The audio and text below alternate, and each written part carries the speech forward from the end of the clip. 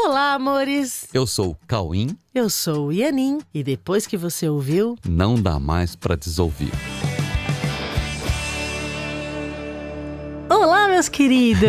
Oi, tudo bem? Tudo bom, Tudo amores? bem com vocês? Que bom estar aqui de novo. Muito bom! E olha só, hoje nós vamos falar de um assunto muito interessante. Presta atenção. Presta atenção à sua volta. Você olha em volta e ao seu redor há objetos, plantas, pessoas, cores, sons, Muitas coisas. muitas coisas, né? Mas tem cores, tem sons, tem Aham, luzes, sim. né? Muitos detalhes. Tem um cenário todo montado para a sua experiência. Olha que interessante, né? É. É um cenário todo montado para você viver uma experiência. Para você experienciar algo, né? Uma experiência literalmente cinematográfica. Tchan, tchan, tchan, tchan. A cada interação com tudo e com todos no mundo. A cada interação tem uma cena, né? Tem um cenário que participa disso, que participa da sua vivência, da sua experiência no mundo. E é muito cinematográfico mesmo, né? Assim, uma coisa incrível, né? Sim. Cheia de detalhes. Quantas pessoas que já não falaram pra gente, falam assim, nossa, minha vida parece um videoclipe, porque eu tô sempre ouvindo música e eu ando na rua e eu fico achando que eu tô dentro de um clipe, não é? Pois é.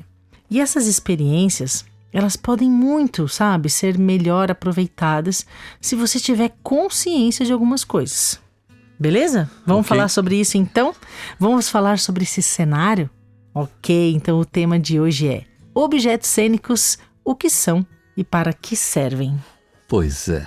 Olha que legal, hein? Para que servem os objetos cênicos do seu dia a dia? Aham. Então vamos lá. O que são, afinal, objetos cênicos? Qual é a utilidade dos objetos cênicos? Como eles surgiram? Como surgiram os objetos cênicos nas artes cênicas, por exemplo? E como se desenvolveu nas artes cênicas uma habilidade chamada direção de arte? Direção de arte. Direção de arte. Como é que surgiu isso nas artes cênicas? Só Para pra quem não gente... sabe o que é direção de arte, né? Isso, para quem não sabe o que é direção de arte, até para ficar mais familiarizado com isso, para ficar mais fácil de compreender o tema de hoje, a gente vai ler aqui uma publicação do Instituto de Cinema, que é uma escola onde a Ianin e outras pessoas da nossa equipe estudaram e que nós achamos muito legal essa definição que eles Esse deram. texto, né? Bastante Esse completo. texto, e também de fácil entendimento, mesmo para leigos. Aliás, o Instituto de Cinema é uma escola muito legal. Quem tem vontade de aprender cinema, nós fizemos um curso de cinema lá, de 1 ano e meio, uma coisa bem iniciante, bem básica, mas é uma escola muito interessante. Procura lá, Instituto de Cinema.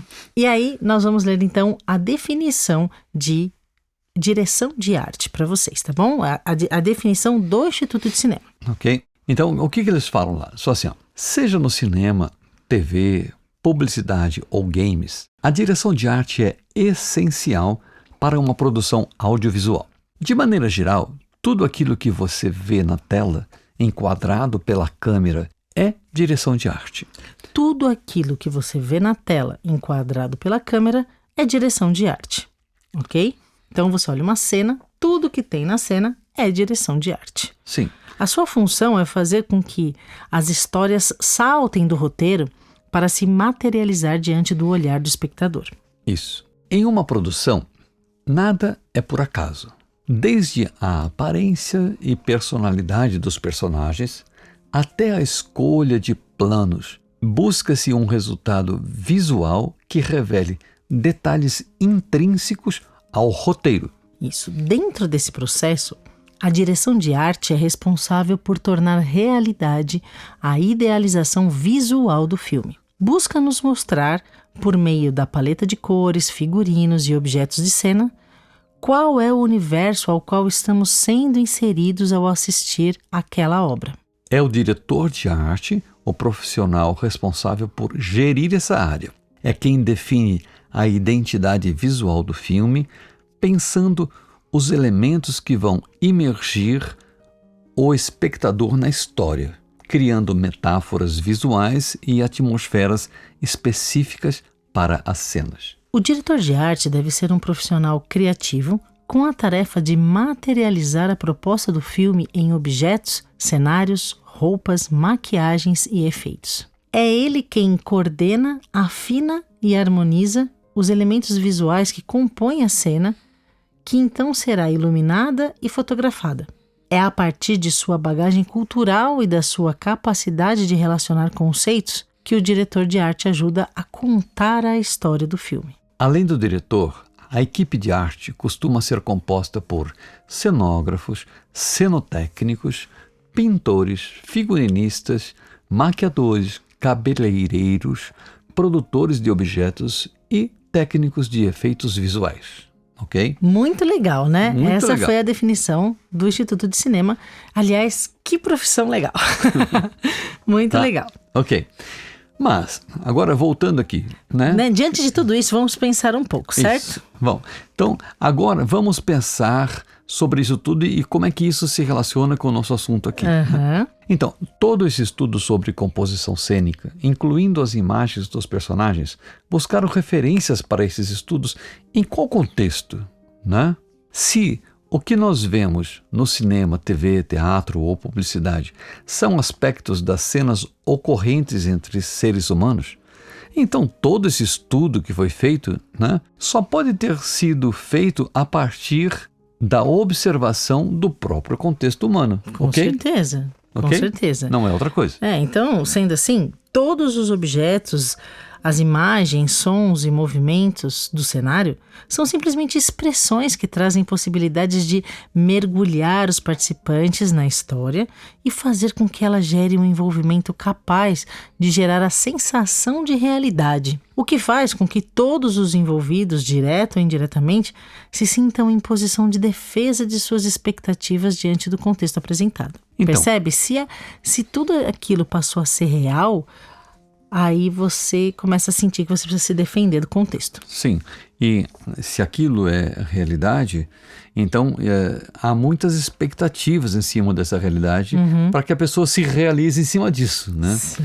Então essas expectativas precisam ser defendidas, não pode deixar que nada aconteça fora dessas expectativas, né? Isso é assim nas artes cênicas que copiaram os contextos humanos.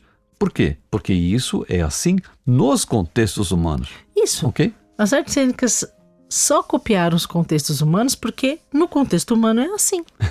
Olha A aqui. vida imita a arte ou a arte imita a vida, né? Ok? Ok? Então, por que não olhamos os cenários que nós vemos no mundo como sendo a expressão dos pensamentos dos roteiristas envolvidos conjuntamente e que estabeleceram tudo o que é percebido pelos sentidos? Por que a gente não olhar assim, né? Já que isso é assim, né? Entenderam? Tudo que nós percebemos e que recebe de nós os significados que decidimos dar, traz para os nossos sentidos apenas os feedbacks em forma de sensações que foram estabelecidas através de roteiros que visam gerar um convencimento sobre o grau de realidade do contexto. Entende? Os nossos sentidos geram esses feedbacks de sensações que têm como meta nos convencer sobre o grau de realidade desse contexto que a gente enxerga ao nosso redor. Isso se torna possível através de uma identificação pessoal de cada personagem que, envolvido no que agora considera ser a sua realidade, se vê irremediavelmente estimulado a se defender de circunstâncias ameaçadoras segundo o grau de identificação que ele decidiu construir entre as circunstâncias e a sua realidade existencial. Porém, personagens são expressões de conjuntos de ideias arquetípicas e nenhum tipo de ideia que possa ter nascido na mente pode ser confundido com a nossa condição natural de existir. As ideias que acontecem na mente não podem ser confundidas com a própria existência de quem está tendo as ideias. Ok? Então, perceba que tanto os objetos, as cores, a luz, assim como o corpo e todas as suas características expressivas, os figurinos, né, os sons, os movimentos, não estão na cena à toa. Tudo, absolutamente tudo, é uma composição de sistemas de pensamento com as suas respectivas metas que se entrelaçam e geram uma história com toda a cara de realidade, mas que são, de fato, ideias na mente, compondo roteiros estruturados em cenários com seus respectivos objetos cênicos.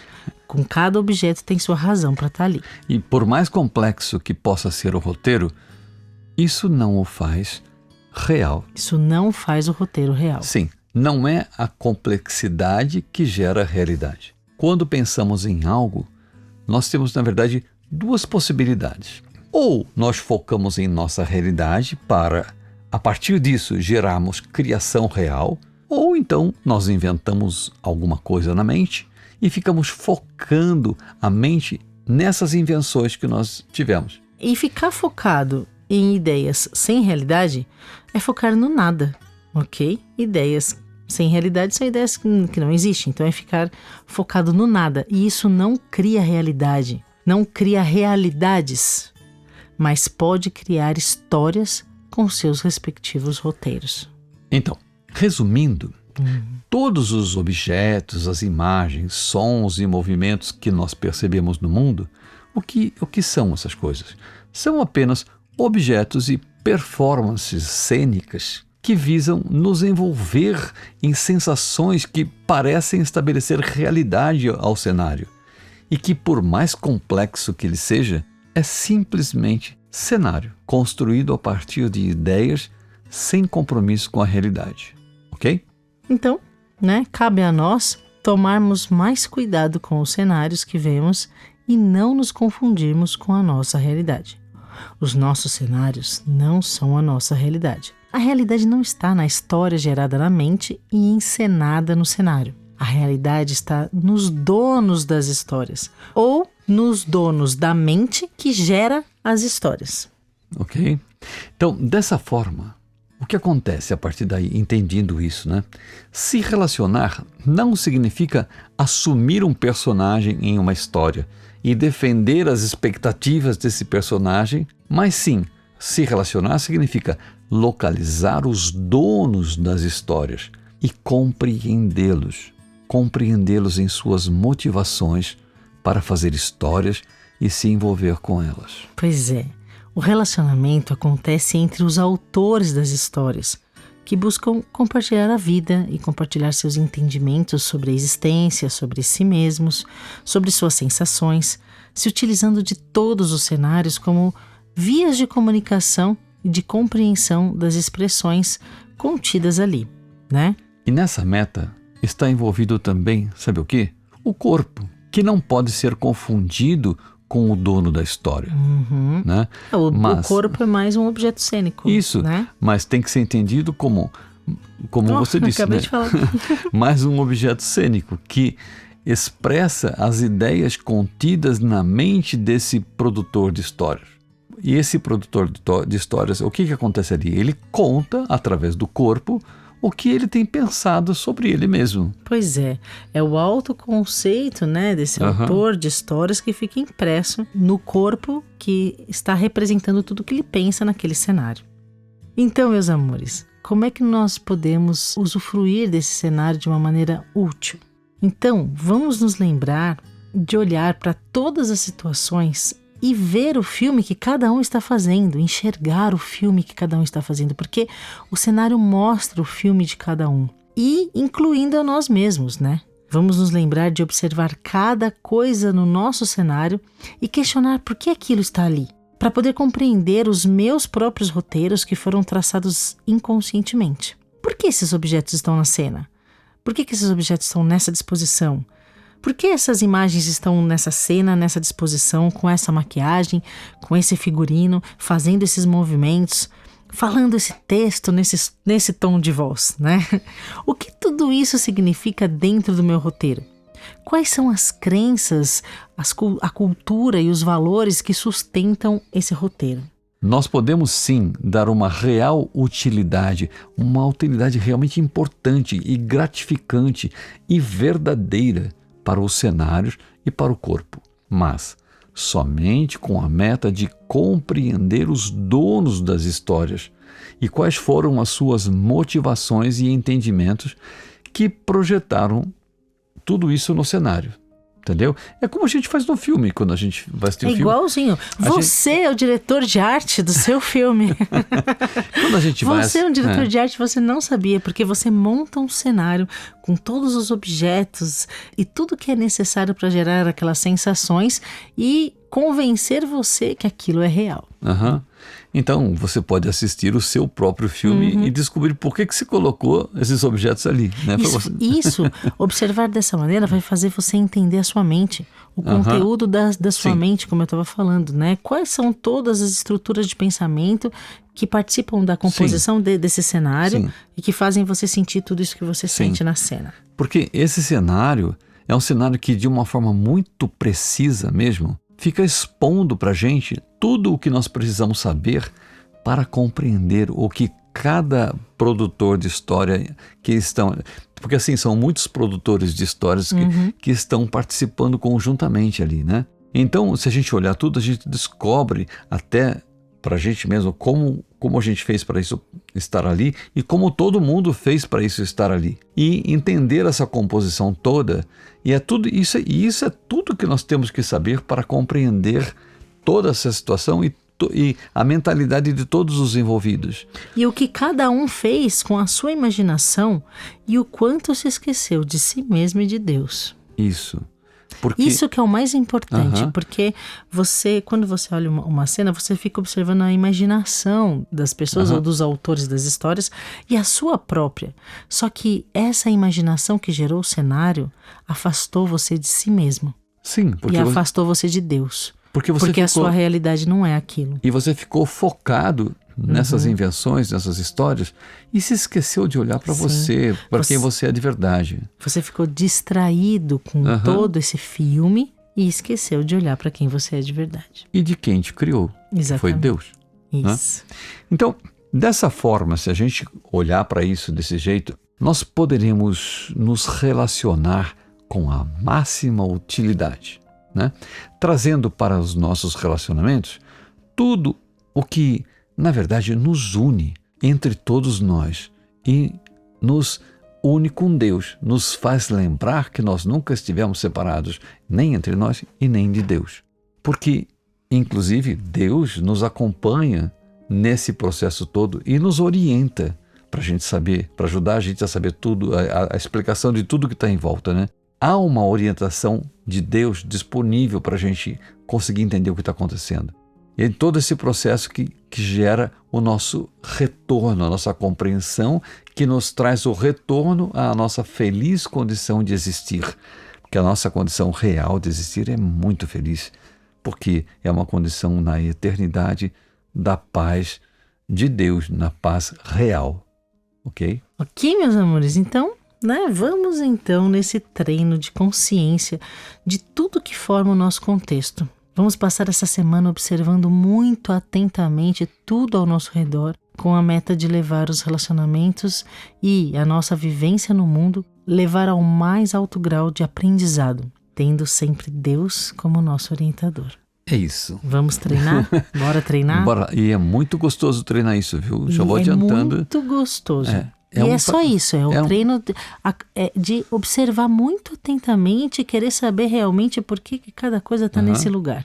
Aí você observa numa quietude assim e você vai saber a orientação que você precisa receber para participar disso de uma forma muito otimizada. Tá bom? Você vai ter consciência de tudo que forma o seu contexto. Treina isso, que é uma experiência muito agradável. Ok, meus queridos. Tá bom? Boa semana para vocês. Boa semana.